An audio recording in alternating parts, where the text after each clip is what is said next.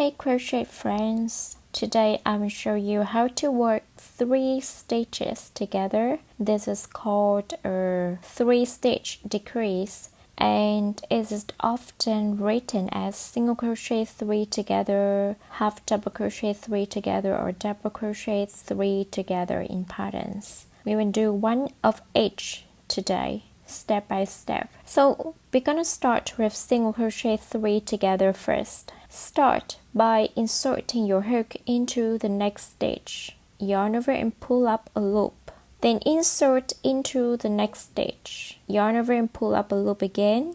One more time into the third stitch. Yarn over, pull up another loop. You now have 4 loops on the hook. Yarn over and pull through all the 4 loops. That is a single crochet 3 together. Let's do that one more time.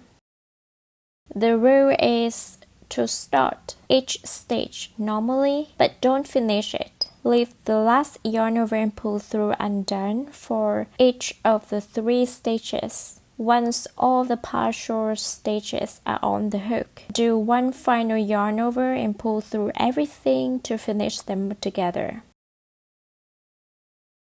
Okay, next, for half double crochet 3 together, yarn over, insert into the next stitch. Yarn over, pull up a loop. Do the same in the next 2 stitches. You will end up with 7 loops on your hook. Yarn over and pull through all the 7 loops.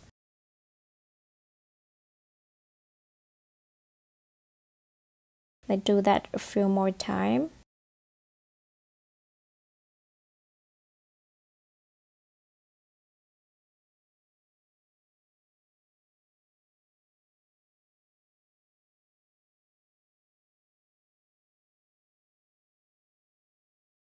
Okay, last one is double crochet 3 together. So yarn over, insert into the next stitch. Yarn over, pull up a loop. Yarn over, pull through the first 2 loops and pause there. Repeat the process 2 more times in the next 2 stages.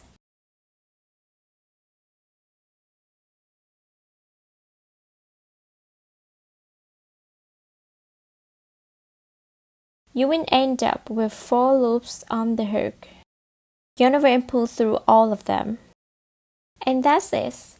The 3-stitch decrease for single crochet, half double crochet, and double crochet. The idea is to work each stitch until the very last step and then finish them all together.